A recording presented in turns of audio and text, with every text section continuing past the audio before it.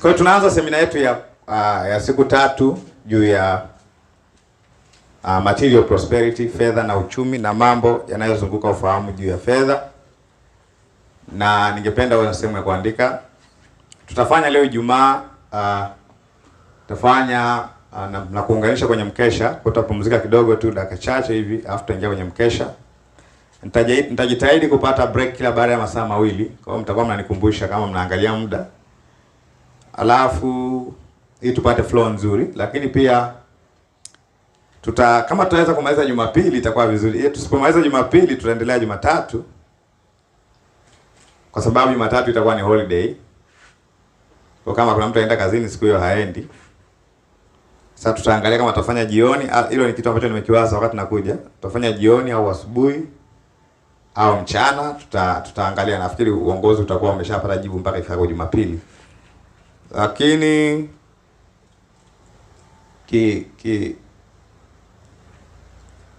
nilivyokuwa napanga, ninapanga kama tutamaliza Jumapili. Lakini there can be many issues. Wakati naandaa pia nilikuwa naona vitu vingi ambavyo nahitajika kusema. Kuna mistari mingi ilikuwa inakuja kichwani ambayo yanasumbua kwa habari ya fedha na uchumi. Kwa hiyo tutakuwa na deal na kitu kimoja baada ya kingine mpaka tutakapomaliza. Kutakuwa na sehemu ambapo umefika kwa habari ya ufahamu wako juu ya fedha. Bwana asifiwe. Kwa hiyo somo lina lugha nyingi. Wengine wanaita financial prosperity. Wengine wanaita kipato, biashara, pesa, fedha. Unajua pesa na fedha. Utajiri, mali, vitu. Hizo zote ni lugha ambazo zinatumika kuzungumza mambo kama hayo. Kwa lugha rahisi ni mambo yanayoshikika. Sio utajiri wa kiroho. Utajiri wa kiroho haushikiki. Lakini kwenye kuzungumzia material prosperity nitazungumza kidogo pia ya spiritual riches ni nini, na utajiri wa Mungu ni upi, na kuna tofauti gani.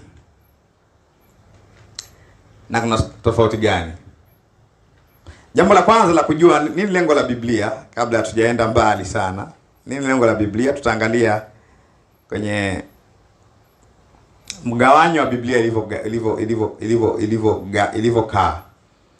Mgawanyo huo unawafanya watu wahisi ya kwamba Biblia ni vitabu vingi vyenye jumbe nyingi, vyenye mambo mengi ndani yake. Lakini kiukweli Biblia ni kitabu kimoja kwa maana ya ujumbe. Kwa maana ya ujumbe, ina ujumbe mmoja, one message throughout. Genesis to Revelation. Mwanzo mpaka Ufunuo ni ujumbe mmoja. Sasa namna ya uwasilishwaji inaweza ikawa tofauti kutokea Mwanzo mpaka Ufunuo. Kitabu cha Mwanzo, vitabu vya Mwanzo na manabii vina namna yake ya kuwasilisha. Mwanzo mpaka Malaki ngaita Mwanzo na manabii, au vitabu vya Musa na manabii, au vitabu vya Mike, sijaelewa vizuri. Haleluya. Kwa hiyo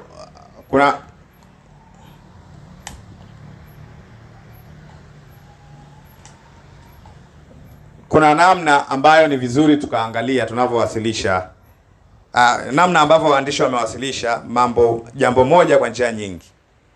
Kwa kitabu cha Mwanzo mpaka Malaki inaandika habari za Yesu kama ahadi maana yake kitu ambacho Mungu ameahidi kukifanya mwenyewe bila kuwa influence na mtu yeyote. Ni mpango wa Mungu ambao ameuwaza mwenyewe kwa ajili ya wanadamu, na manabii wakaweka kwenye maandiko. Kwenye kuweka kwenye maandiko ndipo tunapata vitabu 39 vya Agano la Kale. Vitabu vingine vilivyofuata vinazungumza ujumbe huo lakini kwa namna tofauti. Vitabu vya nyaraka vina sehemu ya ahadi. Vitabu vya Injili vile vinne vina sehemu ya ahadi lakini pia ndani yake kuna utimilifu wa hiyo ahadi, kwa sababu Yesu amekufa na kufuka na habari zake zimeanza kuandikwa katika vitabu vya Injili vile vinne kama kitu ambacho kimeshafanyika. Si sawa? Kwa sababu pale ndo tunaona Yesu akiteswa, Yesu akifa na siku ya tatu anafufuka. Ni sawa? Yes. Ukianza kwenye Matendo ya Mitume unaona watu ambao wanaanza kusema ile habari ya kwamba mambo yaliyotimizwa katikati yetu. Maana yake kule nyuma ilikuwa ni ahadi, lakini mitume walishuhudia utimilifu wa ile ahadi. Kwa sababu mambo yaliyotimizwa katikati yetu ndicho ambacho waandishi wa nyaraka wanaandika, wa Matendo ya Mitume wanaandika. Luka. Ukianza kusoma Warumi mpaka Ufunuo ni maelezo ya utimilifu wa hiyo ahadi kwa uchambuzi yakini, uchambuzi yakinifu wa maandiko ya Agano la Kale. Brother, you have to write. Kama una sehemu ya kuandika utalala vizuri. Kwa hiyo tafuta sehemu ya kuandika haraka sana, au mtafutieni sehemu ya kuandika na kalamu hii hapa. Na Bwana asifiwe. Kwa unasoma nyaraka ni uchambuzi. Sema uchambuzi. Ni uchambuzi wa mambo gani? Kwanza, juzi nilikuwa nasoma nikaona baadhi ya vitu wow. Nyaraka inachambua Agano la Kale. Lakini pia nyaraka ina reference ya incarnation. Yesu katika mwili wake alipokuwa anatembea duniani. Ina reference yake. Ndio maana ukisoma Petro anazungumzia jinsi ambapo wingu liliwafunika. Wakasikia sauti kisema, huyu ni mwanangu mpendwa. Petro anaandika habari hiyo. Maana yake Petro mbali na kwamba amechambua Agano la Kale, amechambua pia Yesu katika mwili. Maana yake kuna jumbe za vitabu vinne vya Injili vinapatikana kwenye nyaraka. Bwana asifiwe. Kwa nyaraka ni uchambuzi wa Agano la Kale kabisa. Watu wengi wanaposoma nyaraka wanahisi ya kwamba wanafundisha vitu vipi ambavyo Yesu hakuwahi kufundisha, ambapo kwenye Agano la Kale havipo. Yaani wanaona kama muone Paulo ana mafunuo bwana. Musa cha mtoto. Nafikiri hiyo ni era kusema hivyo. Bwana asifiwe. Bwana Yesu asifiwe. Kwa alichoandika Paulo hakitofautiana na alichoandika Musa. Sawa? Mimi kusikia watu wanasema mimi nasomaga tu nyaraka. Kule hakueleweki. Yes, hata kama uelewe kule, unaposoma nyaraka ujue imetoka kule. Actually, unaposoma nyaraka za Paulo na Petro, unatakiwa ujifunze, na Yohana na wengine, unatakiwa ujifunze namna walivyokuwa wanachambua Agano la Kale, kwa sababu hata wewe ni mwalimu wa neno la Mungu. Sawa Utakiwa tu kusema, hii Warumi hapo. Unaona anapozungumzia Sara na Ibrahimu. Yuko deep sana. Kazungumzaje?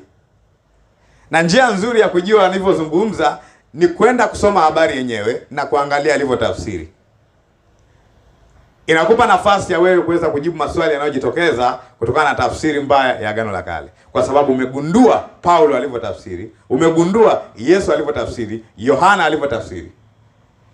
Kama Yohana anaweza kasoma Agano la Kale na kutoka na tabia moja ya Mungu inaitwa Mungu ni pendo, kaangalia alivyofanya. Kwa sababu watu wanasoma Agano la Kale na kumuona Mungu ni jitu lenye hasira, lakini alivyosoma Yohana akaja na conclusion, God is love. Ina maana kwenye hiyo kuona God is love kuna namna alikuwa anachambua. Sawa? Tumeelewana mpaka hapo? Kuna namna Yakobo alisoma Agano la Kale, alisoma kitabu cha Ayubu, akagundua ya kwamba Mungu ni mwingi wa rehema na amejaa huruma. Hiyo namna aliyosoma unatakiwa ujifunze ili ufanye kama yeye. Kwa hiyo when you are reading epistles, you are learning the message and how to interpret the Old Testament. Nimeongea kiweza kuonyesha msitizo. Unaposoma nyaraka unapata ujumbe, lakini pia kwa sababu wewe ni mwalimu wa neno la Mungu, unapata namna walivyopata huo ujumbe. Mwingine akisoma kitabu cha Ayubu anaona Mungu ni mkatili, Mungu ni mjaribu. Nafundisha material prosperity, sijasahau. Bwana asifiwe. Bwana asifiwe. Amen. Tunaelewana mpaka hapo eh? Yes. Kwa ni very important.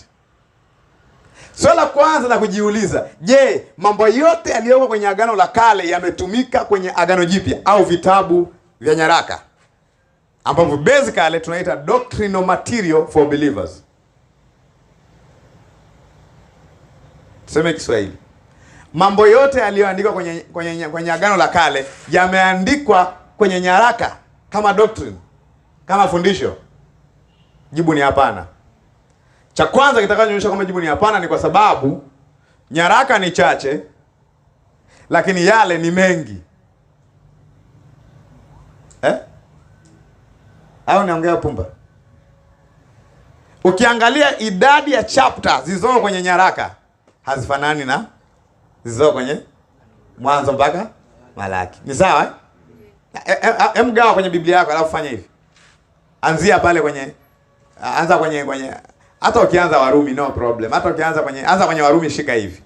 Alafu niambie sehemu hizo baki ni ipi papi pakubwa. Si ndio Kiswahili hapo? Papi pakubwa. Anza Warumi. Hata ukianza Mathayo bado haifui dafu. Anza Warumi 1. Yes.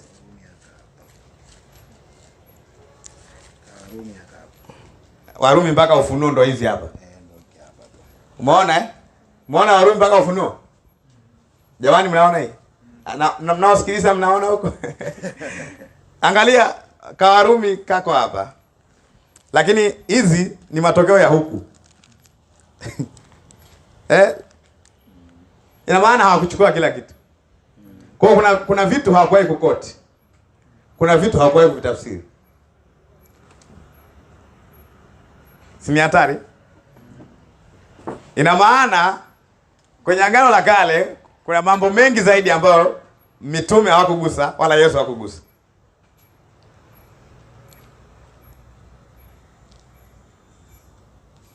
Nimewafuruga?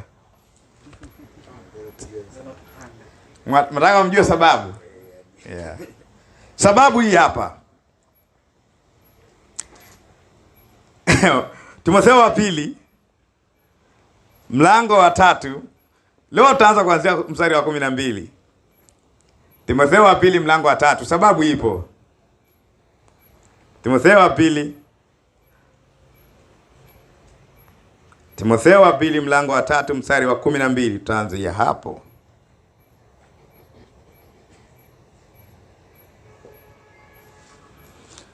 Naam. Wewe nianze 10. Bali wewe umefuata mafundisho yangu. Hapo ni Paulo anamwambia nani? Timotheo. Na mwenendo wangu, na makusudi yangu, na imani na uvumilivu, na upendo na saburi, tena na adha zangu na mateso ambayo yalinipata katika Antiokia, katika Ikonio na katika Listra. Kila namna ya adha niliyoistahimili. Naye Bwana aliniokoa na hayo yote. Mstari wa 12. Naam, na wote wapendao kuishi maisha ya utauwa katika Kristo Yesu wataudhiwa. Iko sawa hiyo?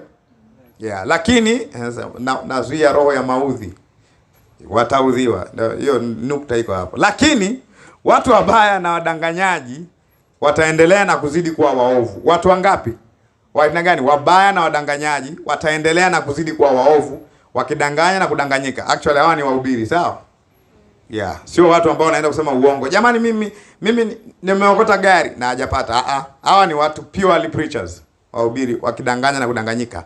Bali wewe ukae katika mambo yale uliofundishwa. Sema ukae katika mambo yale uliofundishwa. Ukae katika mambo yale uliofundishwa. Yeah, ina maana kuna vitu specific ameambiwa kwa maana nazo. Usikomae na kila kitu, si ndio? Ukae katika mambo yale uliofundishwa. Shida ya wale wengine ni nini? Wanafundisha mambo mengi. Wanaitwa nini? Wanadanganya na wao wakidanganyika. Hawa ni watu ambao wote wanasoma maandiko. Ndio maana Paulo anamfananisha nao Timotheo. Hamfananishi na watu ambao wanasema uongo mtaani. No. Sawa? Sawa? Ehe.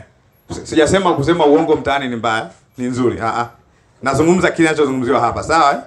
Yeah. Nasema lakini watu wabaya wadanganyaji wataendelea na kuzidi kuwa waovu, wakidanganya na kudanganyika, bali wewe ukae katika mambo yale uliofundishwa na kuhakikishwa, kwa maana unajua ni akina nani ambao ulijifunza kwao. In fact, anazungumza namna ambapo amejifunza kwao walipokuwa wanafundisha. Kwa hiyo ni pattern of teaching, mtindo wa ufundishaji. Ambia baki kwenye huo mtindo. Ina maana mtumishi wa Kristo ana mtindo wake wa kufundisha, na huu mtindo mtu akitoka anaitwa mdanganyaji, anayedanganyika. Sawa? Mstari wa 15. Na haya ni maelezo ya mambo ya hapo juu, shida ya wale ambapo anaambia usifuate, na ya kuwa tangu utoto umeyajua maandiko matakatifu. Maandiko haya ni yale makubwa niliyokuwa nakuonyesha, Mwanzo mpaka Malaki. Anaambiwa tangu utoto umeyajua maandiko matakatifu. Now siwe confused ukafikiri ya kwamba Timotheo alizaliwa na scriptural knowledge, akiwa mtaalamu wa maandiko. No. Azungumza tangu aanze kuwa Mkristo, aanze kufahamu, ameingia kwenye line ya kukua katika kweli. Ndio tangu utoto. Utoto hapa haizungumzi akiwa mdogo. No. Bwana asifiwe. Maana yake kabla hajawa machua alikuwa na line ambayo ni ya kweli. Kwenye hiyo line amefundishwa maandiko matakatifu. Umeyajua maandiko matakatifu. You have known holy scripture, ambayo yaweza kukuhekimisha. Neno kuhekimisha hapo ni neno la Kigiriki sophizo, ambayo maana yake they give you skills about something. Bwana asifiwe. Ambayo tunapata neno Sofia.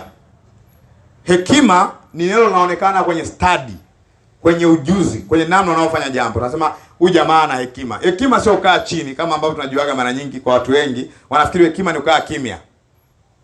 Hapana, hiyo ni sehemu moja tu ya hekima inavyotumika. Lakini hekima hiyo inatumika sehemu ambayo hutaki kuongea. Na hiyo hekima inatumiwa zaidi na mpumbavu. Kwa hiyo ni machanganya. Mpumbavu akinyamaza inahesabiwa kwake nini? Ni hekima. Kwa kunyamaza kwa mtu ambaye sio mpumbavu sio hekima. Iko settled kwa hekima anazungumza hapa ni skills kwenye communicate injili. Bwana asifiwe. Sawa kwa hiyo usifikiri kwa sababu wewe upendi kuongea ndio una hekima. No. Kama wewe ni mpumbavu na upendi kuongea, hiyo ni max ya hekima. Maana ukiongea unamwaga upumbavu. Kwa bora unyamaze. Angalau damage inabaki kwako, haiendi kwa watu wengine. Kwa good for you. Bwana asifiwe. Bwana asifiwe. Kwa wakati mwingine mtu akikwambia ni hekima kunyamaza, unamwambia nani? Akianza kukwambia ni hekima unamwambia kwa hiyo unasema mimi mpumbavu. Sababu kwa mpumbavu hekima ni kunyamaza. That's the best for him. Not for everybody. Kuna watu wakinyamaza ni mbaya, bora waongee. Imagine wewe unajua kweli, alafu hutaki kuongea. Watu wanasema every wrong thing about God. Wanasema kunyamaza ni hekima. Acha upumbavu, kwa sababu hapa ndo unafanya upumbavu. Wakati una injili. Hapo hekima yako ni kuanza kuconfront. Kama ambavyo na mimi nilikuwa na confront leo kidogo nini? Watokeza kidogo unaambia jamani, kwa nini mnamsema Mungu vibaya kwenye misiba? Kwa hiyo tunaendelea hapo. Umeelewa kwa hapo hiyo sasa ndio hekima. Hekima ni kujua namna ya kufanya kwa usahihi. Pastor Joseph umeelewa hiyo? Kwa hiyo baki na hekima yako, share the gospel. Hiyo ndio hekima. Kwa mpumbavu akinyamaza inakuwa fresh. Yaweza kuhekimisha hata upate wokovu. Kiswahili hapa imesumbua, nasema hata upate wokovu. Maana yake ni kama vile anaposoma maandiko ndo anapata wokovu, lakini sivyo inavyomaanisha. Kiingereza inasema unto salvation, maana yake katika wokovu. Bwana asifiwe. Yanaweza kukuhekimisha katika wokovu kwa imani iliyo katika Yesu Kristo. Kwa hiyo hichi ndicho anachosema Paulo. Unaposoma maandiko ya Agano la Kale, somo lililoko kule ni wokovu upatikanao kwa imani. Unapoendelea kujua, unapata hekima ambayo mrengo wake ni nini? Wokovu kwa imani iliyo katika Kristo Yesu. Kwa ukisoma habari za Ibrahim, sio hela yake, ni hekima, ni kukuhekimisha namna ilivyo au wokovu uliopokea. Bwana asifiwe. Material prosperity.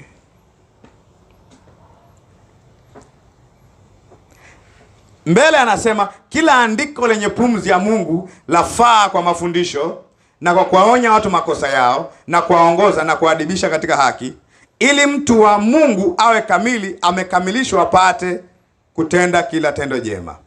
Azungumza kila andiko lenye pumzi lafaa kwa mafundisho. Sasa let me read English, alafu nitakuonyesha baadhi ya vitu.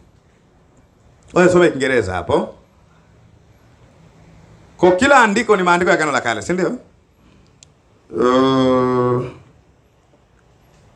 Timotheo wa pili 3. Hiyo ilikuwa ni 10 na ngapi hiyo? 16. All scripture is given by inspiration and is profitable for doctrine and for reproof, for correction, for instruction in righteousness. Sasa ngoja niseme kwa Kiswahili. Kwa anasema kila andiko, all scripture, anasema hapa ningesema kwa Kiswahili sahihi ni maandiko yote, sio kila andiko. Maandiko yote yametolewa na amekuwa inspired na is profitable. Hiyo kufaa kitenzi chake ndo profit, si ndio? Nani nomino yake ni profit, faida, si ndio? Maana yake yana faida kwa ajili ya kufundishia, for doctrine. Kwa faida ya maandiko ni kufundishia doctrine, fundisho. Sawa? Na fundisho hilo ni kwa ajili ya reproof. Reproof ni neno electos, ambayo maana yake ni kuleta conviction. Conviction maana yake ni ushawishi au evidence. Kukupa evidence ya kile unachokiamini. Electos. Electos inaandikwa E-L-E-G-C-H-O. C-H-O-S. Electos. Ni kukupa proof ya unachokiamini. Bwana asifiwe. Kumbuka juu ya nini? Anasemaje? Upate kukuhekimisha katika wokovu. Sawa? Ulio katika imani katika Kristo Yesu. Kwa maandiko kazi yake ni kuhakikisha unakuwa convinced na hicho kitu. Sawa? Ndio reproof pale. Reproof pale unasoma Kiswahili kuonya ni kama vile kupiga biti. Lakini pale ni kuconvince. Ndio maana sometimes ni vizuri kutembelea lugha ya asili, sawa? Sawa? Lakini kuonya pale,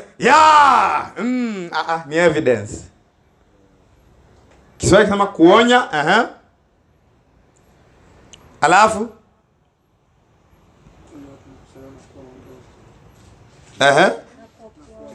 lafaa kwa kuwaonya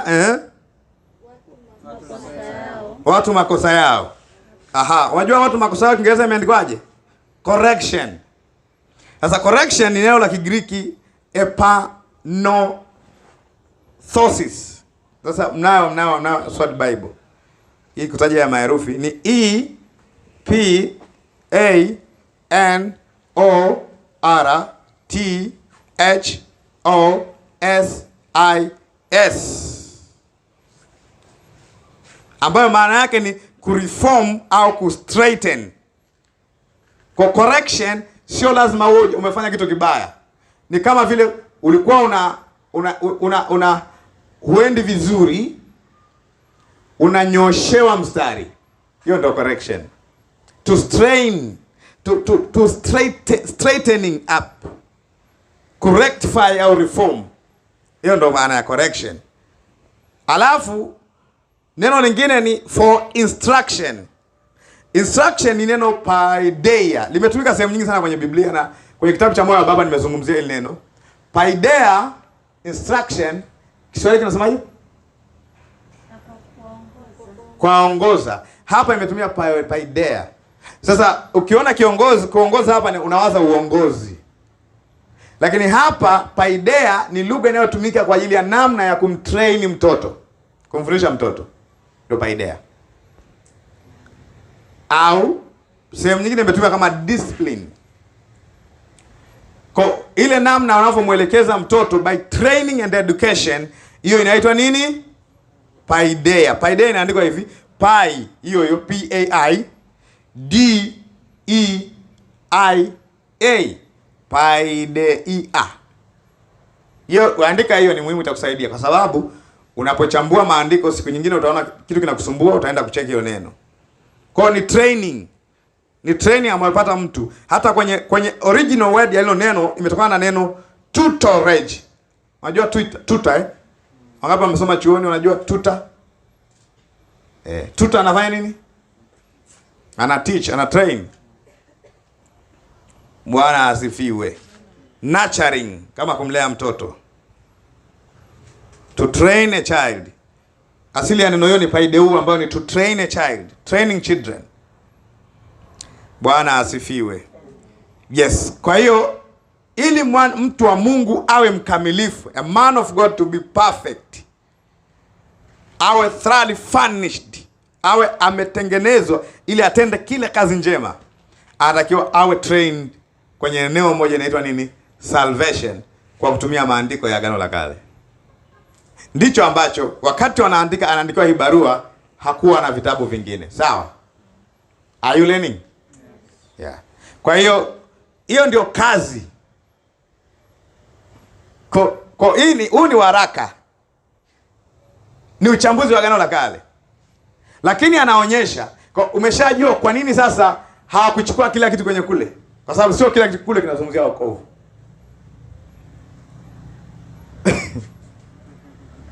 Ndio maana huoni historia ya Ketura ikitamkwa, lakini ni mke wa Ibrahim.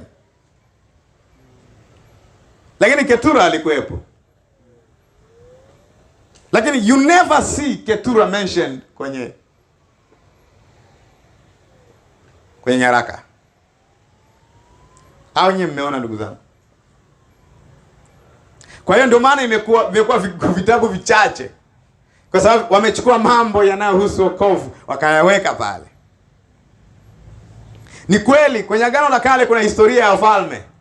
Lakini waandishi wa nyaraka wanaposoma wafalme hawako interested na masuala ya kifalme, wako interested na wokovu katika imani iliyo katika Kristo Yesu. Kwa hiyo itapigwa soga. Story nzima inapigwa, alafu anasema collect. Chujio, naitwaje? Wokovu upatikanao kwa imani iliyo katika Kristo Yesu. Inachujwa, inapatikana ile, anasema hili ni fundisho. Unasoma kitabu cha Mithali, jargons nyingi, mambo 150. Anasema kwenye haya ndio maana kati ya kitabu ambacho nyaraka, waandishi wa nyaraka hawajakot sana. Actually nimeona kama imekotiwa labda sehemu 2. Japokuwa watu wengi wanapenda kutumia hiyo, hasa kwenye masuala ya mali na utajiri. Tutaangalia kidogo baadaye, ni Mithali. Lakini Mithali sio kitabu cha doctrine in everything. Kuna vitu vingine nitakuonyesha baadaye, nitakuweka pembeni. Ni lifestyle, not doctrine. Ni lifestyle ambayo inategemea mambo mengi. Kwa mfano namwambia mtu akopeshae ni mtumwa wake akopae. Inategemea. Akopae ni mtumwa akopeshae, inategemea. Waulize bankers, yule hapa kiongozi mmoja banker. Wale matajiri wakubwa wanaokopa sana, wao ndio wanatesa mabenki. Lakini mabenki yamekopesha, wanabembeleza. Am I right? Is that applicable pale? Wanakaa ofisini wanafuatwa. Hawana utumwa kabisa. Na ni big borrowers. Imefanya kazi hapo? Imegoma. Okay. Mlee mtoto katika njia impasayo, na hata iacha hata atakapokuwa mzee. Wengi wenu hapa mmeacha kwa sababu baba yako na mama yako hawajui unachojua leo. Na amekulea kwa fundisho ya kwamba jitahidi kutenda mema ili uende mbinguni. Leo unaamini ya kwamba uhitaji haya ili uende mbinguni, umeacha. Mlee mtoto katika njia impasayo. Na hata yaacha atakapokuwa mzee. Nyie mmeacha mkiwa vijana tayari. Sio doctrine, sio? Bwana asifiwe. Bwana asifiwe. Vitu vingine kule Lisoga, kuna vitu vitatu vinavyoshangaza. Sina nini na nini. Alafu anamalizia na mwendo wa mtu na msichana. Unaangalia? Okay, fresh. Eti nini ndege juu ya anga. Anashangaa. Lakini wewe leo unajua physics. Kwa nini ndege inapaa? Ndege wanapaa angani. Unajua slimline board, you can explain. Physics imeshakukomboa. Huwezi kusema kama Suleiman. Kuna vitu vitatu vinavyoshangaza. Ndege anakaje hewani? Unamchukua engineer hapa na ukalukitia gliding moment, velocity, density of the feather, the hollow bonds, anakuletea na the density of the air. Ana float, anaweza kuexplainia. Hawezi akasema kuna vitu vitatu vinavyoshangaza. Akisema huyu mwana science mimi namnasa kibao. How can you say like that, like eti naye anashangaa ndege akuvaa, ndege anafanya isema ajabu. Anaweza akaandika kitabu cha kueleza how can a bird fly. Na mpaka ndege itokee ni kwa sababu ya study hiyo. Ambayo Suleiman anasemaje? Mambo. Sijui Suleiman au mwingine, maana kuna waandishi wengi kwenye nani? Kwenye mithali. Kwa mithali yote ukichukua kama doctrinal material yenyewe inakuvuruga. Achana na mithali, ingia Mhubiri. Na kwa sababu ameitwa Mhubiri ndio watu wafikiri jamaa alikuwa anahubiri. Jamaa mwenyewe anakuambia vanity over vanity. Yaani ameyasema alafu anafunga kwamba ilikuwa ni upuuzi. Wewe unachukua kama shule.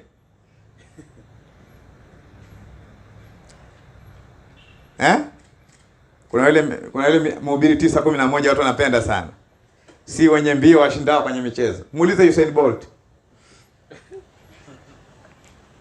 Usain Bolt akikusikia kwamba acha upumbavu wewe. Sababu anashinda kwa sababu ana mbio, au si? Kwa kuna mazingira kwa nini alisema yale maneno? Kwa don't rush. Wala si kwenye hekima wapatao msosi. Are you sure? Najua huo mstari tu umewafanya Wakristo wengi wamekuwa lazy. Hitaji hekima ili upate chakula, Subiriane tutalala kwa mbele. Sawa, kwa hiyo walipokuwa wanachukua they took some things, not everything. Bwana asifiwe. Bwana asifiwe. Ndio maana kuna vitu Yesu hakuwahi kuquote wala mitume hawakuwahi kuquote. Biblia ni very honest book. Imeandika ujinga wote waliokuwepo na ukweli ulioko ndani yake, imeandikwa pamoja. Ndio maana Paulo alikuwa anatumia kulitumia halali neno la kweli. Kiswahili ilivyoweka hapo, lakini Kiingereza imeweka tofauti. Imesema rightly dividing the word of truth, ambayo imetumia neno ototomeo. Maana yake nini?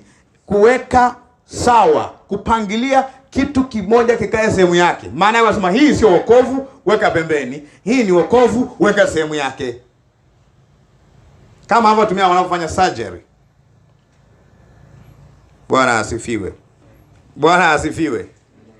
Kwa nini kukasirika jamani? Ngoja nikufungulie hilo mstari.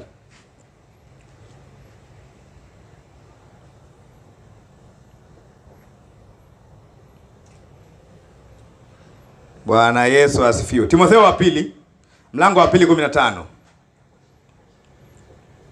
Timotheo wa pili mlango wa 2:15. Tunajifunza juu ya nini? Material prosperity, sio material gospel. Material prosperity. Imeandikaje Kiswahili pale? Timotheo wa pili mlango wa 2 mstari wa 15. Jitahidi kujionyesha kuwa umekubaliwa na Mungu. Tenda kazi asiye na sababu ya kutahayari. Ukitumia kwa halali neno la kweli. Basi. Unasikia? Ukitumia kwa halali neno la kweli. Kiingereza imetumia neno hili rightly dividing, ambayo neno moja la Kiingereza. Ngoja nisome yote. Study to show thyself approved unto God, a workman that needed to be ashamed. Kwa nini asio ashamed? Kwa sababu of rightly dividing the word of truth. Your rightly dividing ni neno lenye ambalo linaandikwa orthotomeo, inaandikwa O R T H O T O M E O, orthotomeo. Maana yake ya kwanza ni to cut straight ways, to proceed on path, to handle aright, directly and correctly. Bwana asifiwe. Kati ya maneno yake tunatumia maneno tunatumia kwenye udaktari inaitwa to dissect correctly. Dissection ni kitu cha umakini sana. Wangapi wamewahi kufanya dissection ya vyura? Oh yeah. Okay, waliosoma PCB wanaweza kukumbuka kwenye kufanya dissection ya vyura au wanyama, cha kwanza kinachohitajika ni umakini. Hasa kama unatakiwa kushona tena. Bwana asifiwe. Kwa madaktari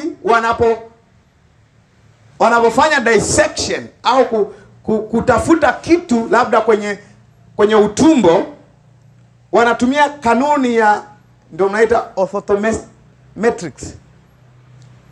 Daktari ananiangalia. Nitakufundisha leo. Kwa ukifanya orthotometrics maana yake ukigawa unahakikisha haukati utumbo mnene wakati unatafuta appendix. Na unaikata yenyewe bila kukata kitu kingine. Ukifanya dissection ya tumbo kumtoa mtoto tumboni, ukati sehemu yoyote. Unajua sehemu gani mishipa inapita, kwa unahakikisha mshipa gani unaukwepa. Yaani washa master. Ndio maana study thyself to show. Maana yake to master it. Kwa mastering the Bible ni ability ambayo unaweza ukachukua cha kuweka hapo ukaweka, cha kuweka hapo ukaweka, zikakaa mbalimbali na ukaona hii ya hapa, hii ya hapa. Bwana asifiwe. Mimi ni Mmasai. Ili neno kwetu lina maana tofauti kidogo. Ukiwa unachinja, hata tu kama ni uchunjaji wa kula, lazima ufanye orthotomeo. Obedi anaelewa. Ukichinja ukakata shingo vibaya, una kesi na wazee. Kwa kuna sehemu ambayo brother yangu mmoja aliwahi kuchinja, ng'ombe alikufa, kwa akaona kwa sababu amekufa haina issue, haijachinjwa kimaalum. Wazee ile amechinja, akachukua shingo, akagawa, akampa vijana wakachinja. Nini kwa sababu alikuwa amekufa, akaona hamna issue. Wazee wakaja jioni. Na mafimbo yao. Tunaomba shingo yetu. Shingo kwani ipo? Alipigizwa ng'ombe mzima kwa kushindwa kutoa shingo. Na hiyo fine haupigwi kwa kushindwa kutoa shingo, lakini hata ukikata shingo vibaya. Yaani kuna hapa kwenye shingo ya ng'ombe, sio mimi sasa. Kuna namna ambayo natakiwa kuikata. Kwenye ukataji wake kuna mwisho na kuna vipingili vinatakiwa vibaki kwenye shingo na vipingili vinatakiwa viende kwenye mgongo. Na wanawake wanapewa uti wa mgongo, wasichana, sio tu wanawake, wasichana wanapewa uti wa mgongo. Kwenye kupewa uti wa mgongo kuna sehemu hawataki kula. Kwa wataukata vizuri. Mbavu zina watu wake. Ukikata mbavu vibaya, wakishika tu hivyo wakisambaza, wanajua kuna sehemu haipo. Maini na watu wake. Ukikata maini vibaya ikaenda sehemu ya kitu kingine, issue. Utumbo wanapewa wanawake. Wanaenda kukamua, lakini hata utumbo hutaki kukata vibaya. Kwa sababu watatakiwa kukamua, haitakiwi uchafu ulio kwenye utumbo umwagike ndani ya tumbo au umwagike nje. Kwa lazima ukate kwa umakini, usikate utumbo. Na wafundisha orthotomeo. Sawa? Kwa hiyo hii ni skill, sema skill. Hii ni sofizo. Huu ni utaalamu kwenye neno la Mungu sasa. Sawa Yeah. Kwako unahitaji kustudy. Ukistudy unapata hiyo skill. Ndio maana nikasema kumsoma Paulo kwa ajili ya kupata doctrine na kutopata pattern ya doctrine ni shida. Unakwama mahali. Narudia tena. Kumsoma Paulo ukapata fundisho, lakini namna alivyopata fundisho, usipopata fundisho, sijui kama umeelewa, na wewe unakuwa umekwama sehemu. Utakuta na wewe utakuja kusema mambo ambayo Paulo anakushangaa. Oya, mbona mimi nimesoma hivyo lakini sijai kusema mambo kama hayo? Tunaelewana mpaka hapo? Hello. Yeah. Kwa ni kweli lazima kuwe rightly divided. Sasa Biblia isipokuwa rightly divided, ndio mtu anachukua kitu ambacho hakihusiani na wokovu anakiita wokovu. Kitu ambacho hakihusiani na hela anaziita hela. Kitu ambacho hakihusiani na uzima wa milele anaita uzima wa milele. Unasoma Zaburi unaibuka na vita vya maadui. Unasoma Mwanzo unaibuka na vita juu ya ardhi, namna ya kutakasa ardhi. Maandiko hayakufundishi namna ya kutakasa ardhi. Maandiko yanakupa hekima, yanakukuhekimisha, yanakusofizo kwenye wokovu upatikanao kwa imani. Ipo mpaka hapo. Yuko mpaka hapo. Kwa hii haikatazi ya kwamba Biblia ina mambo mengine mengi. Lakini tayari ukishajua kweli unakuwa biased. Unajua biased? Biased maana yake nini? Unakuwa na mrengo wako wa usomaji wa maandiko. Husomi tu kama any book. Nataka sasa hii inifundishe namna ya kufanya network marketing. Mwanzo 5:15. Abraham akasema. Bwana asifiwe. Bwana asifiwe. Si kama unaelewa eh? Ukizoea kutumia hivyo, ujui kufanya wasotomeo. Ni kweli kuna story nyingi kule. Kuna historia. Huko kuna maelezo ya vitu vingi. Utasoma historia ya vitu, kuna vita. Lakini huwezi kuona nyaraka inayozungumzia vita vya Israel na Palestina na nyaraka. Ila actually ni fundisho la watu. Lakini aliko kwenye nyaraka. Umeona? Vita vya Israel na Palestina haipo kwenye nyaraka. Lakini siipo kule. Israel na Wafilisti. Too much. Na makabila mengine. Historia ya vita ipo. Lakini kwenye kusoma hiyo vita kuna kitu unatakiwa kuona. Historia ya hekalu, tangu hekalu ijengwe, hiyo features ilivyokaa na nini. There are so many things. Lakini ndani yake unatakiwa kupata kitu kimoja. Unatakiwa kupata kila kitu. Unaangalia namna hekalu lilivyojengwa ili ujenge kahekali kako nyumbani. Yes, kuna hapo nasema kweli kabisa. Kuna Wakristo ambao wanatembea na madhabahu. Wanavingua, wanavikunja sehemu, wakifika sehemu wanajenga madhabahu, alafu wanalala chini na wanaabudu kama Wayahudi. Nasema wametoa kwenye maandiko. Sema kupotea kupo. Kwa watu wanapotea. Ukisoma pia kule kuna utamaduni wa Wayahudi na nchi zingine. Wewe una utamaduni wako. Ukijifunza utamaduni wa Kiyahudi unakuwa umeshapotea. Kwa hiyo tuanze kuvaa makanzu kama Wayahudi. Na sisi tuanze kusherehekea Yom Kippur. Mafahamu Yom Kippur? Ni sherehe za Kiyahudi. Kuna Yom Kippur, kuna Obedi ni Mwisraeli kidogo. Unafahamu? Pasaka. Yeah. Actually Pasaka ni sherehe ya Kiyahudi, sio ya Kikristo. Nasema vibaya. Sikukuu ya vibanda. Na sisi tunaanza kufanya sikukuu ya vibanda. Hata Pentecoste ni sikukuu ya Kiyahudi. Bwana asifiwe. Bwana asifiwe. Kwao wanafanya kama culture. Lakini unaposoma kule unatakiwa kupata fundisho la Kristo. Basi. Apostle kwa hiyo Easter unasema Pasaka anasemaje tusherekee?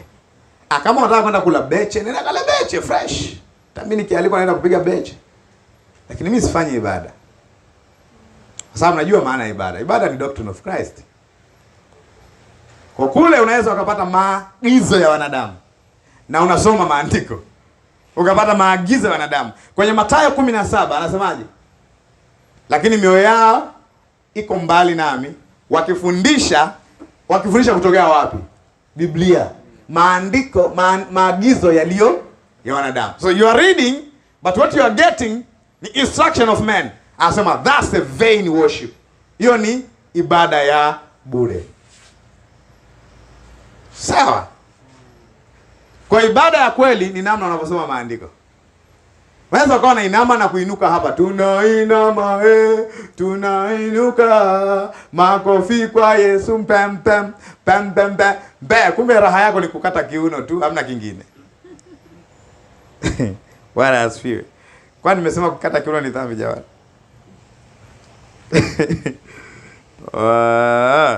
Kwa kuna mambo mengi. In fact, hata uumbaji sio fundisho. Nakumbuka Yeah. Kwa tuendelee mbele. Bwana asifiwe. Sasa utashangaa, tunazungumzia material prosperity. Utashangaa ya kwamba Agano la Kale lina matajiri wengi sana. Matajiri wengi sana. Lakini kwenye nyaraka uone utajiri wao ukitajwa. Mwenendo wao kwenye Injili au kwenye ufahamu juu ya Mungu ndio unatajwa. Ibrahim ni tajiri, lakini huoni kwenye nyaraka akisifiwa utajiri wake. In fact, anasema ili utajiri wa Ibrahim wafikirie mataifa wapokee ahadi ya roho. Wao wanaita utajiri wa Ibrahim ahadi ya roho. Wameliveta tayari. Taangalia hiyo kidogo. Ayubu ni tajiri, lakini huoni kwenye nyaraka akitajwa kama tajiri.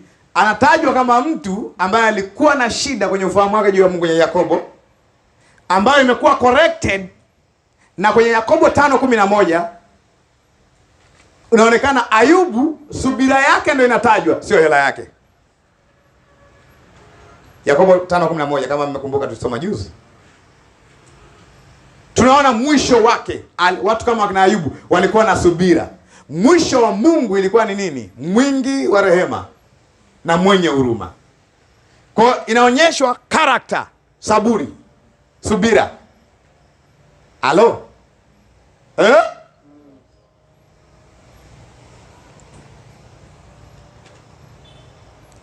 Suleimani.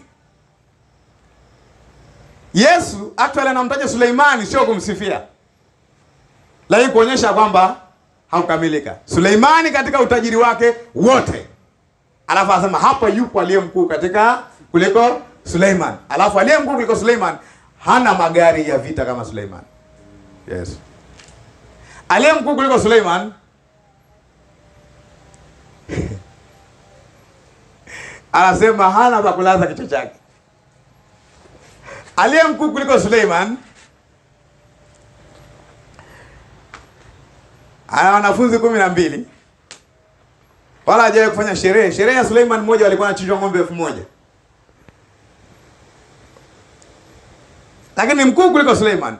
There must be something bigger kuliko utajiri wa Suleiman. Halo?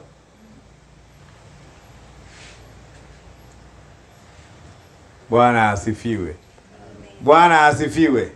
Wala Suleimani hakuwa tajiri kwa sababu alikuwa mcha Mungu. Jamaa alikuwa anawagonga watu kodi. Iko wazi kabisa.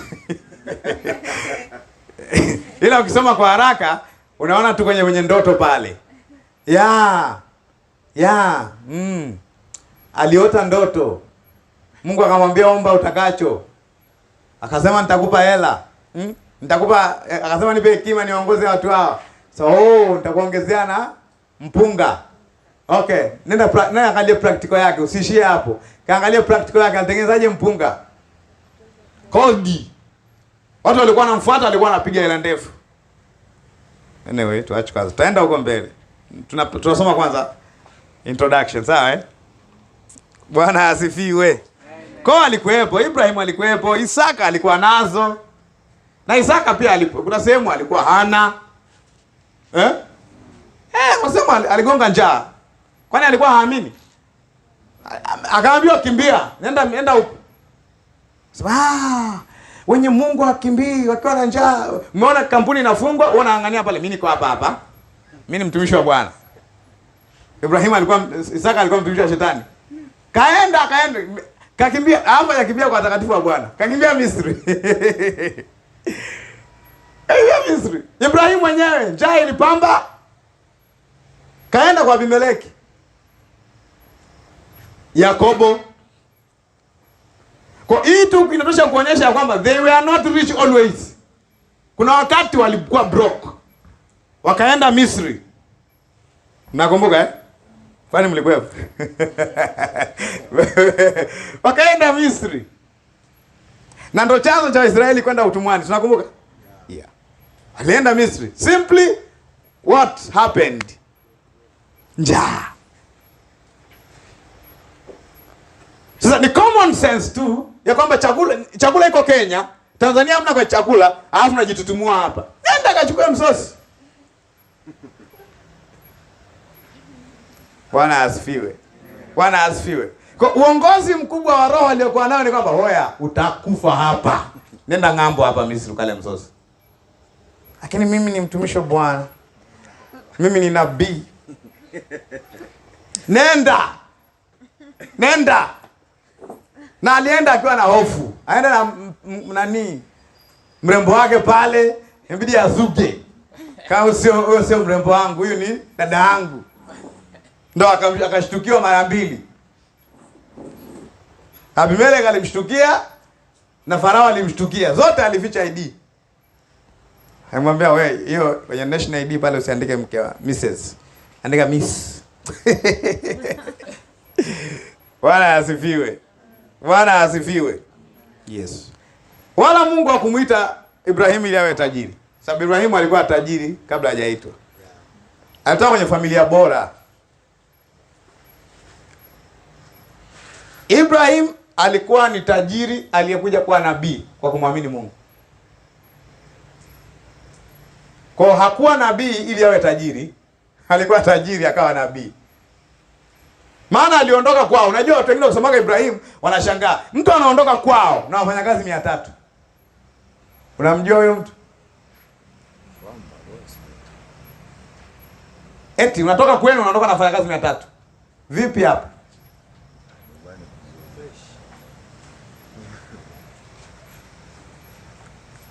Kwa kuitii sauti ya Mungu, akuitii ili apate hela.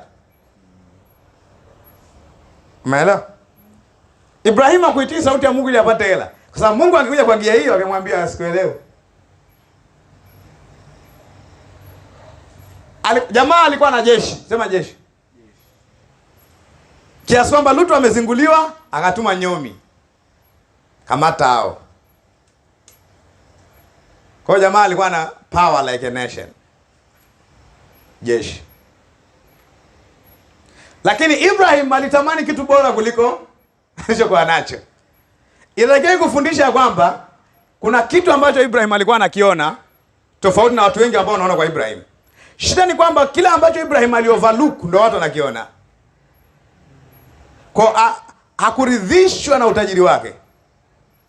Lakini kuna kitu alichokiona katika Mungu ambao ndio inahesabiwa kwa nini? Ibrahim alimwamini Mungu, ikahesabiwa kwake kwa nini? Haki. Na akaitwa rafiki wa Mungu. Wa Mungu kwa Ibrahim, rafiki wa Ibrahim kwa sababu alikuwa na mali. No, kwa sababu alikuwa na imani. Bwana asifiwe. Bwana Yesu asifiwe. That's very important. Kwa mpaka hapo unagundua ya kwamba mtindo wa usomaji wa maandiko wa Yesu na mitume wake ulikuwa na mrengo. Shida nyie mnataka kuifanya Biblia iwe kitabu fulani hivi ambacho kinazungumzia jambo moja tu. Sio shida yetu, shida ya Yesu na shida ya mitume. Kwa hiyo shida tumeirithi. Na hii shida tunaendelea nayo. Bwana asifiwe. Bwana, lakini sasa vipi kuhusu hela? Anza tulia kwanza nitawaambia. So mtindo wa usomaji wao ulikuwa bias, ulikuwa ni mrengo. Sasa kama Yesu ni sura halisi ya Mungu, mlengo wake wa kusoma Biblia ulikuwa ni huo. Wewe ni nani?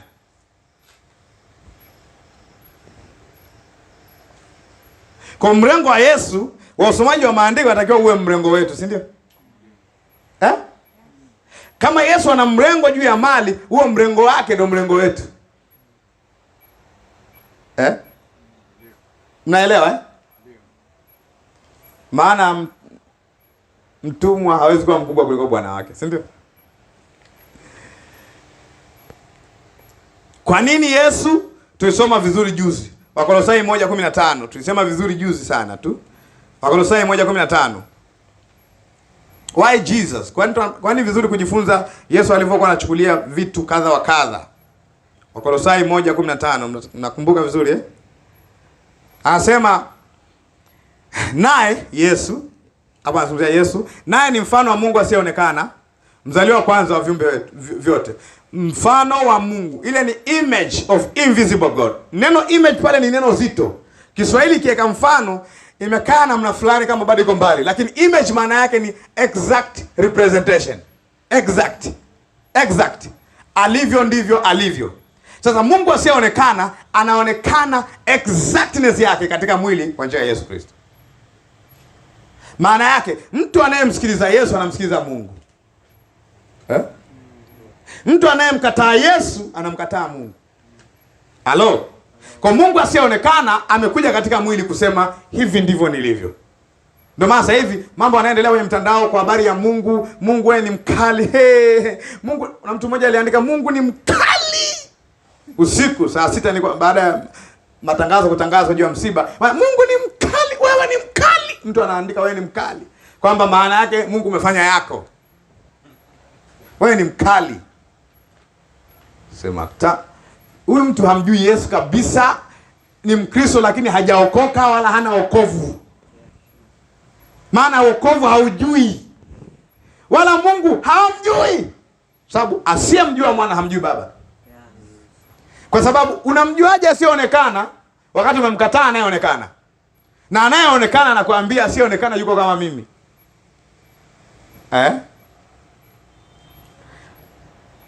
Kwa hiyo Mungu njia zako hazitambuliki. Yesu ni namna Mungu alivyo mzuri. Ila kuna wakati mwingine Mungu ni kujikwaa. Huko ni kupotea kabisa. Bwana asifiwe. Mstari wa 19 anasema kwa kuwa katika yeye, Wakolosai 1:19, ilipendeza utimilifu ngapi? Wote ukae. Wewe utimilifu wote ukae. Ukisoma kwenye Wakolosai 2 mstari wa 3 anasema ambaye huyo Kristo azungumzwa ndani yake. Mtumishi, mbona uandiki hizo? Hata kama umeandika juzi andika tena. Yaani there is no guarantee kwamba unakumbuka vizuri. Mimi mwenyewe mpaka nafungua. Ambaye ndani yake hazina zote, sema zote, za hekima na maarifa, actually juu ya Mungu zimesitirika. Zimesitirika sio kwamba Mungu ameficha ndani yake, maana yake ziko hapo. Mstari wa 9 anasema hivi, maana katika yeye unakaa, sema unakaa, utimilifu wote wa Mungu kwa jinsi ya mwili. Wakolosai 2, nilikuwa nasoma 3, nimesoma na 9. Maana katika yeye unakaa utimilifu wote wa Mungu kwa jinsi ya mwili. Kwa tukitaka kujua Yesu utajiri unaonekanaje, lazima tujifunze Yesu, tujifunze na mitume. Kwa hiyo hatuwezi kuanza na Ibrahim. Wala hatuwezi kuanza na Ayubu. Wala hatuwezi kuanza na Isaka. Japokuwa hao watu walikuwa na kazi zao, sawa?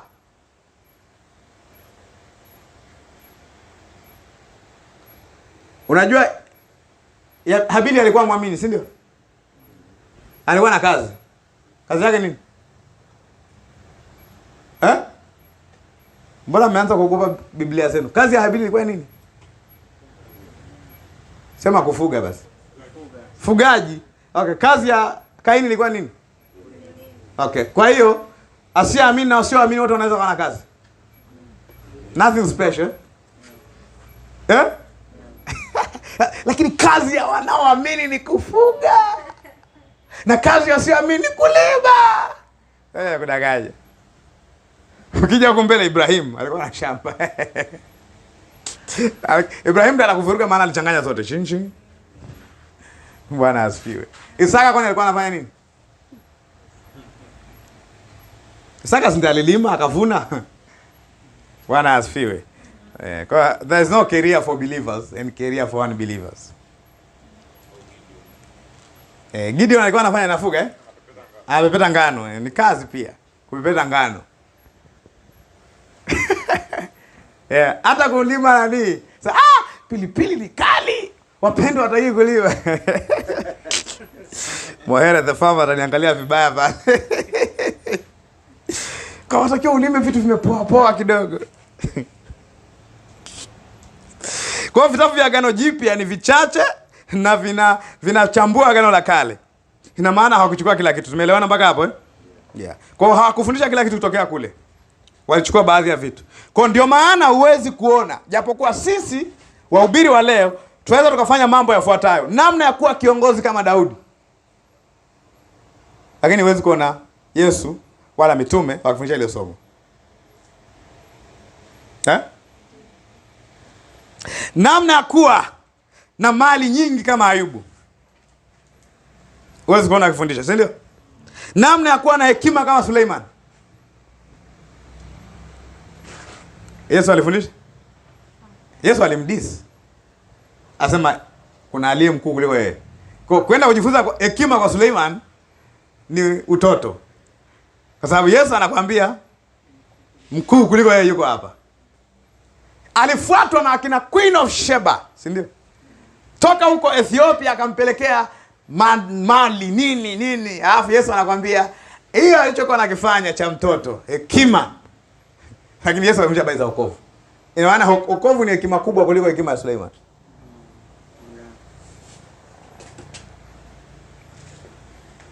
Ngumu kumeza. Wala hatufundishwi namna ya kuwa na nguvu kama Samsoni. Samsoni ametajwa mara moja kwenye nyaraka.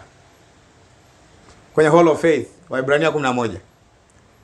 Tena ametajwa kwenye list ya etc. Maana muda hautoshi. Tungeeleza habari za Baraka, Yefta, Samsoni, etc. etc. Ina maana Samsoni ametajwa kama mtu aliyeamini.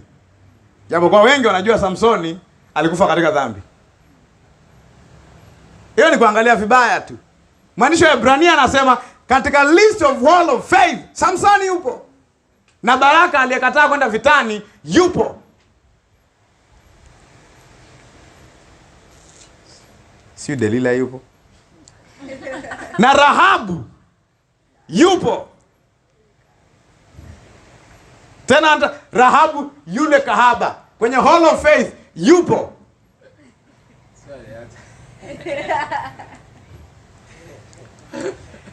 Sijasema asifi aliendelea. Najua tu aliolewa na Myahudi. Kwa kama aliolewa na Myahudi maana yake alikuwa na ndoa tayari. Na hakuendelea na ukahaba. Bwana asifiwe. Unaweza ukamsoma Samsoni ukaona alimaliza vibaya. Na alikwambia alimaliza vibaya. Unajua kumaliza kwake vizuri ilikuwa namna gani? Ndio hapo alimaliza vizuri.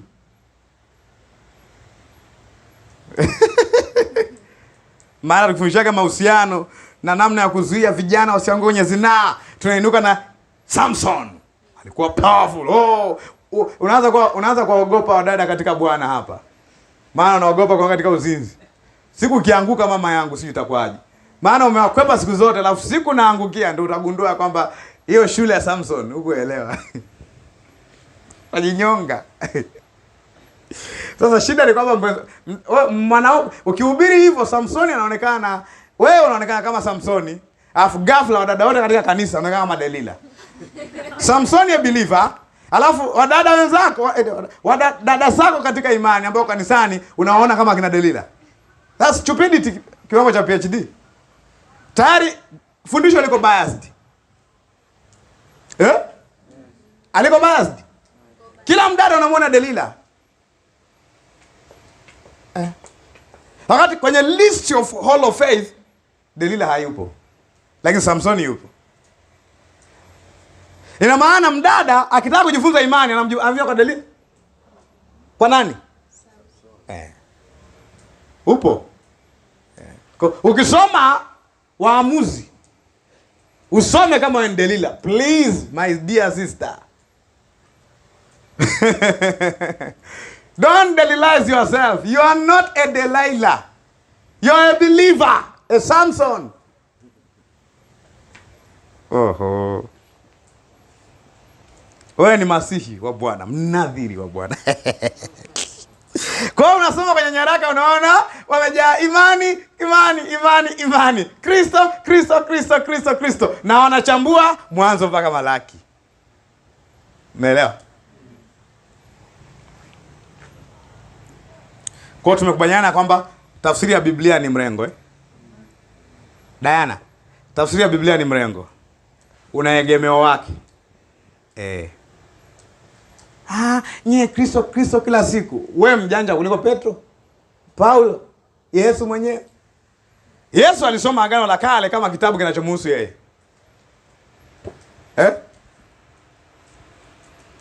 Halo? Tupo mpaka hapo jamani, ndugu zangu?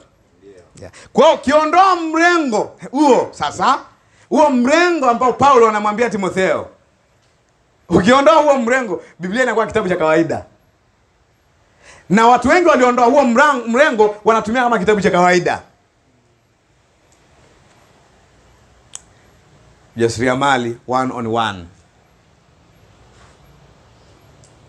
Isaka akalima akapata mazao mara 100. Ujasiriamali 1-on-1. Mtu mmoja alichukua talanta, akawaita watumwa wake, akawagaia, akasema naenda safari ya ujasiriamali 1-on-1. Sema material prosperity. Niko kwenye mstari Yeah. Ujasiriamali 1-on-1. Cha kwanza uwe na maono. Habakuki 2:4. Lazima uwe na kitu unachokiona. Habakuki 2:4 imejibiwa na Waebrania 10:38.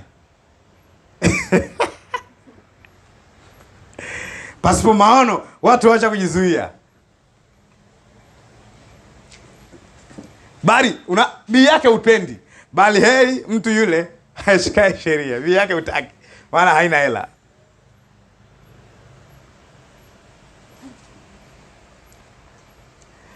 Bwana asifiwe. Kwa Biblia yake na namna yake ya kusoma, si ndio Yeah. Inakuwa kawaida, normal history book ukitoa. Kwenye Warumi 1 tu, labda some hapa kabla tujaenda ku expound vitu vingine. Kwenye Warumi 1 mstari wa 1 na wa 2 anasema, Paulo mtumwa wa Yesu Kristo aliyeitwa kuwa mtume na kutengwa kuhubiri injili ya Mungu. Umeona injili ya Mungu? Injili ya Mungu. Mstari wa 2, ambayo Mungu amekwisha kuiahidi kwa kinywa cha manabii wake katika maandiko matakatifu. Yaani mstari wa 3, habari za mwanae aliyezaliwa katika ukoo wa Daudi kwa jinsi ya mwili, na kudhihirishwa kwa uwezo wa mwana wa Mungu kwa jinsi ya Roho ya utakatifu, na kwa ufufuo wa Yesu, kwa ufufuo wa wafu, Yesu Kristo Bwana wetu. Kwa anasema injili ya Mungu ni habari za mwanae, ambayo iko wapi? Kwenye maandiko matakatifu. Are we together? Teddy, you are not writing. Nikajua umeshika scientific calculator. Kumbe umeshika simu. Sasa hilo ni jambo la kwanza ambalo nilikuwa na deal nao. Jambo la pili, Biblia ina namna yake ya kusoma. Biblia yenyewe tu ina namna yake ya kusoma. Tumesoma kwanza ina mrengo. Umeona ina mrengo Umeona ina mrengo Yesu alisoma kama kinachomhusu. Nakumbuka Yohana 5:39, 40, 45. Yohana 5:39, 40, 45, 46, 47. You remember it? Asoma kitabu kama kitabu kinachomhusu yeye, si ndio Yes. Kwa Yesu hajasoma maandiko kama kitabu kinachohusu yeye. Kinachohusu yeye. So Biblia ina namna yake ya kusoma. Namba 1, mstari au neno hufasiriwa kwenye muktadha wake. Mstari au neno linatafsiriwa kwenye muktadha wake. That's very important to write. Sababu hiyo huwezi soma kwenye Biblia ikiandikwa hivyo. Mstari unatafsiriwa kwenye muktadha wake. Kwa ukiona neno utajiri Usifikiri kila sehemu iliyoandikwa utajiri maana yake ni mali au kuwa na vitu. Actually kuna sehemu utajiri ni kutokuwa na vitu. Mstari au neno unatafsiriwa kwenye muktadha wake. Nimewapa mfano. Kwa mfano ukakuta neno utajiri. Sio sehemu zote utajiri ni kupata. Sehemu nyingine utajiri ni kukosa. Walio matajiri wa ulimwengu huu waambie wasijivune, bali watoe, tayari kushiriki vitu vyao ili wajipatia utajiri. Kwa wanatoa ndo wanapata utajiri. Kwa utajiri pale haina maana utajiri unaojua kwenye kila sehemu. Ni kama neno hofu. Hofu haina maana kitu kibaya kote. Hofu ya Mungu ni kitu kizuri.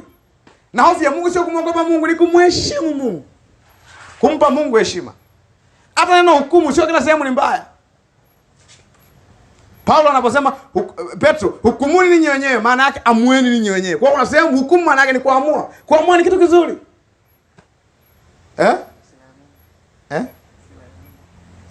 Hata hasira ya Mungu. Bwana asifiwe. Tumeelewana mpaka hapo?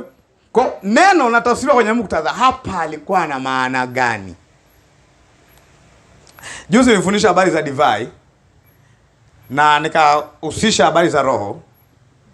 Nimeeleza nikajawa na mstari ule, mtu akachukua ule mstari unaosema usiweke divai mpya kwenye viriba kuukuu. Nikaulizwa hapa pia ilikuwa inamaanisha roho, nikamwambia soma kuanzia juu. Pale alikuwa anazungumzia kufunga na kutokufunga. Basi maisha. Kwa ukitoa kila sehemu yenye divai ukaeka sawa sawa roho, itakutoa roho. Kwa kitu unajifunza maana ya neno kwenye muktadha wake. Ni kama neno malaika. Malaika sio sehemu zote ni malaika unaowajua roho. Sehemu nyingine malaika ni nywele. Sehemu nyingine malaika ni mjumbe. Kwa neno linafundishwa kwenye muktadha wake. Linatafsiriwa kwenye muktadha wake. Tumeelewana eh? Yeah. Namba 2, maana au lengo la mwandishi lina nguvu kuliko mawazo yako. Maana au lengo la mwandishi lina nguvu kuliko mawazo yako. Don't read your mind into scripture. Maana au lengo la mwandishi lina nguvu kuliko mawazo yako. Kwa haiwezi kumaanisha leo kile ambacho haikumaanisha wakati inaandikwa. Neno haliwezi kuwa na maana leo tofauti na ile ambayo ina maana yake wakati inaandikwa. Ili ujue maana yake uka apply vizuri leo, lazima ujue alimaanisha nini hapo. Bwana asifiwe. Bwana asifiwe. I was watching statuses za watu wengi juzi. Baada ya msiba. Mtu mmoja akaandika my heart is bleeding. Hiyo ikaandikwa kwenye kitabu leo hii. Miaka 10 ijayo ukasoma mstari my heart is bleeding, utauliza where are the doctors? Mwandishi aliposema my heart is bleeding, anasema I am in pain, nina uchungu au maumivu. Na sio maumivu hata ya mwili, nafsi, kwa kumpoteza mpendo wake. Kwa kuona neno my heart and his heart was and her heart was bleeding, wakasema ina maana kwenye kizazi hiki hakuwa na watu wa kuhakikisha damu haivuji.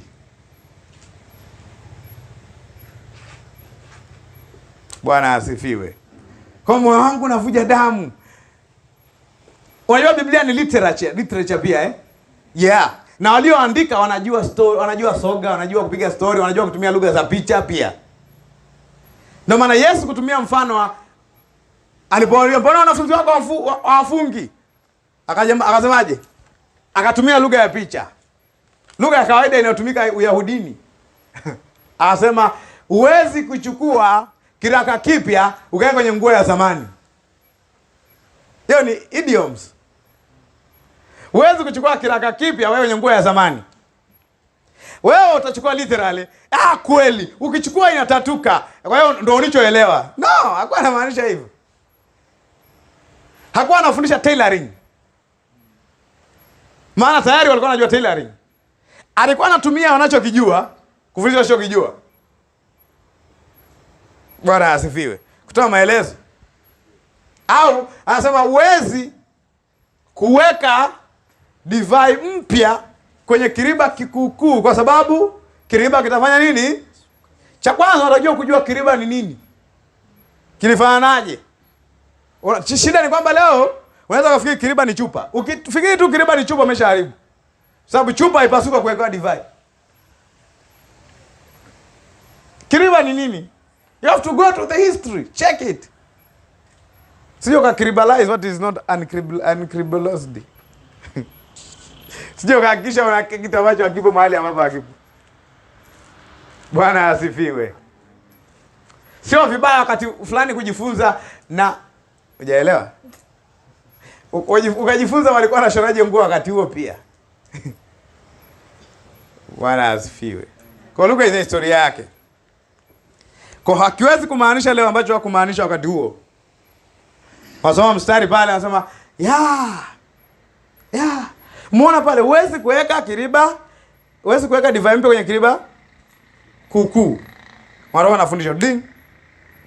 Maana yake unajua huwezi kuelewa na mtu uliye mzidi maarifa ya Mungu. Mtu anaanza fundisho hapo. Ukiona tu kuna vitu havielewi, fundisho. Mwandishi alimaanisha hicho? Ndio swala la kwanza. Namba 3. Kwenye kusoma au kustudy Bible, kwenye kustudy Biblia, usitengeneze fundisho bila kupitia mtazamo wa waandishi wengine. Nasemaga amba. Usitengeneze fundisho bila kupitia mtazamo wa waandishi wengine. Kwa sababu mtazamo wa waandishi wengine unaweza kuokoa kwenye errors. Yesu alifanyeje? Mitume walifanyeje? Pitia nani alisemaje? Yesu alisemaje? Mitume alisemaje? Petro alisemaje? Yohana alisemaje? Yes. Kwenye collectiveness ndio unapata fundisho.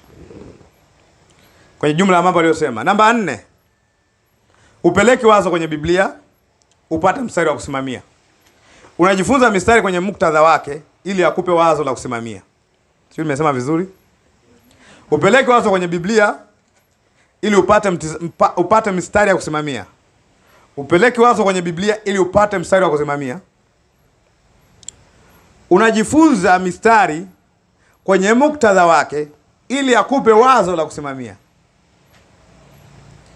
Unajifunza mistari kwenye muktadha wake ili akupe wazo la kusimamia.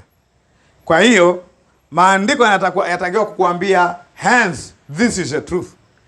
Sio useme this is the truth, let me go and prove it. Maandiko yanatakiwa kukuambia hii sasa ndio kweli. Kwa hiyo ningesema Kiingereza, be ignorant and let the authors teach you. Be ignorant and let the authors teach you. Uwe usiyejua wakati unasoma na uwe na kiu ya kumpa mwandishi akufundisha alichomaanisha. Wachukua tu Mambo ya Nyakati 7:14. Ikiwa watu wangu. Swala la kwanza, watu wako wapi? Ni wa Tanzania walioitwa kwa jina langu watajinyenyekeza na kuacha njia zao mbaya. Kama hawana njia mbaya, kwa jifunze wale watu ni watu gani, alikuwa kwenye mazingira gani, walikuwa wapi, Kanaani, jangwani, kulikuwa na nini siku hiyo, walikuwa wanajenga hekalu, hema ya kukutania. Kwa nini amesema yale maneno? Akufundishe. Useme ukitaka kuomba, Mungu anasema ikiwa watu wangu. Umenyofoa. Sentensi haiwezi kuanza na ikiwa watu wangu. Story iko juu. Story iko juu. Hallelujah. Story iko juu. Kwa don't rush. Utakuwa kichwa wala utakuwa mkia. wapi? Kichwa kwenye nini? Mkia ni nini? Mstari wa kwanza tu unakupa blow. Ikiwa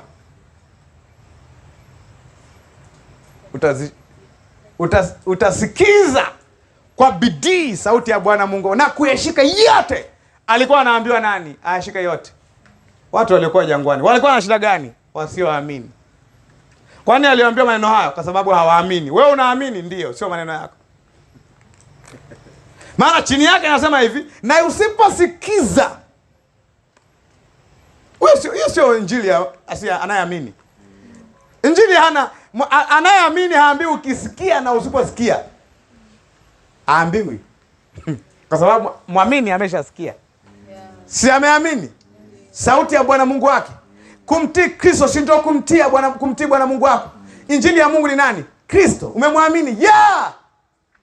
Hiyo haikuhusu. Lakini ukitaka ku-apply A, apply na B. Na usipoisikiza sauti ya Bwana, laana hizi zote zitakufuata na kupata. Magonjwa ya kimistri yatakuja. Utachanganyikiwa katika nchi yako. Utaoa mke atalala naye mwingine. Sasa Bwana ataharibu kapu lako la kupuria unga. Hatafanya maadui zako hawakupige. Patubii pia soma. Sasa hii patubii hainihusu. Na pati A pia haikuhusu kwa sababu aliambiwa the same kind of people. Unakomana A hatakibarikia kapu lako la kupuria nani? Unga inapurwa au yafanyaje? Na bakuli la kupuria la kukandia unga. Sema, unajua Bwana Mungu anajua kwenye biashara ya mandazi na faida. Ndio maana ametaja kabisa. Ametaja. Hivi ni kapu la kukandia?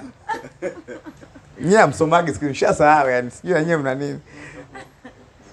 Chombo chako cha kukandia unga. Nasema, Mungu mkali anajua biashara yangu ya kutengeneza chapati. Kwa unaacha kuuza vitenge unatengeneza chapati kwa sababu Bwana anaijua lakini vitenge hajui. Umeona bwana?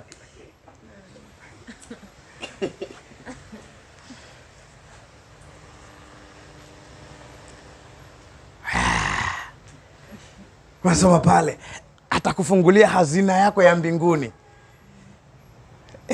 Ili hapata kunyeshea mvua. Wewe umeajiriwa kwenye pharmacy. Unataka mvua kufanyia nini?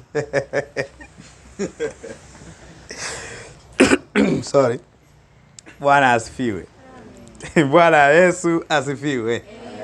Tumeelewana mpaka hapo eh? Yeah. This is basically part 1. Part 2 tutaenda ndani, si ndio eh? Tusimame.